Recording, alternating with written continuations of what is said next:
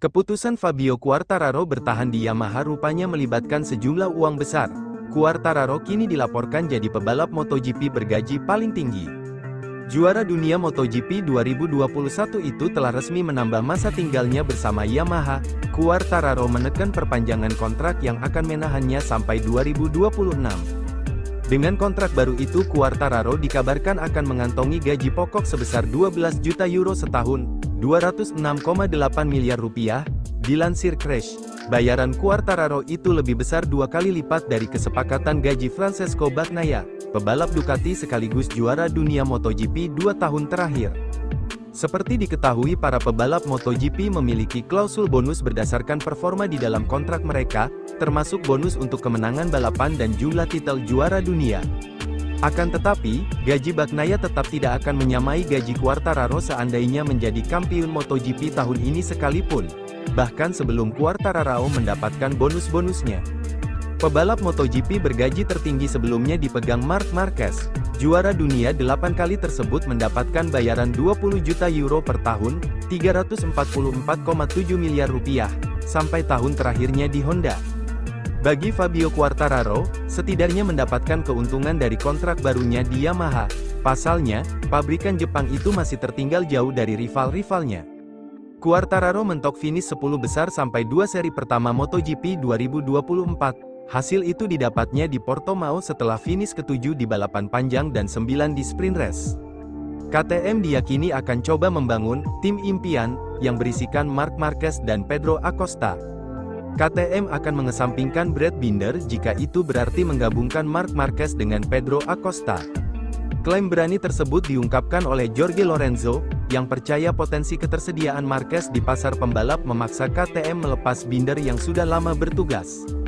Marquez hanya terikat dengan Gresini Ducati untuk musim 2024, dan terbuka untuk mengatur kembali masa depannya. Di sisi lain, KTM telah lama dikaitkan dengan 93. Lorenzo berkata tentang Marquez kepada Marca, "Saya akan terkejut jika KTM tidak mencoba membuat tim impian dengan Acosta. Secara olahraga, ini akan luar biasa, meskipun itu berarti mentransfer Binder ke Tech 3 gas-gas. Tetapi jika Anda memiliki kesempatan seperti itu." Binder duduk di urutan kedua klasemen MotoGP setelah 2 putaran, di belakang Jorge Martin dari Pramac. Tapi Marquez, pada musim debutnya bersama Ducati, perlahan menemukan performa terbaiknya jelang putaran di Circuit of the Americas akhir pekan depan, salah satu trek favoritnya. Lorenzo, juara 2 kali MotoGP dan mantan rekan setim Marquez, menganalisis fase awal musim 2024. "Saya menyukai awalnya, ada yang tidak berubah dan ada yang banyak berubah," ujarnya. Kalau untuk Martin dan Bagnaia levelnya masih sama.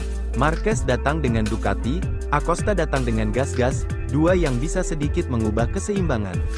Acosta, rookie yang paling banyak mencuri perhatian sejak Marquez pada 2013, menjadi peraih podium termuda ketiga di MotoGP saat ia finish P3 di Portimao. Lorenzo memprediksi Acosta akan memenangkan Grand Prix di musim pertamanya, mungkin di Jerez di mana dia sudah sangat familiar.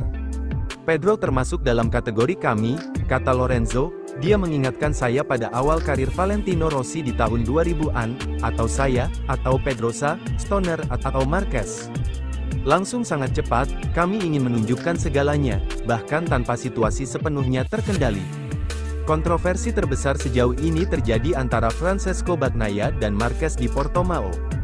Upaya gagal Bagnaia untuk menyalip Marquez ke posisi kelima membuat keduanya terjatuh, dan berakhir dengan 0 poin. "Menurut saya, di Portimao, Pecco melihat Martin menang, Enea Bastianini tampil kuat, Maverick Vinales dengan Aprilia unggul, dan Acosta yang masih rookie berhasil melewatinya," kata Lorenzo. Marquez tiba dengan GP23 dan Bagnaia mengatakan tidak akan membiarkannya lewat. Dengan emosinya yang tidak terkontrol dengan baik, dia mengambil keputusan yang agak berisiko yang menyebabkan keduanya harus terjatuh, sebuah kesalahan yang tidak biasa bagi Bagnaia, yang sepertinya selalu bisa mengendalikan situasi.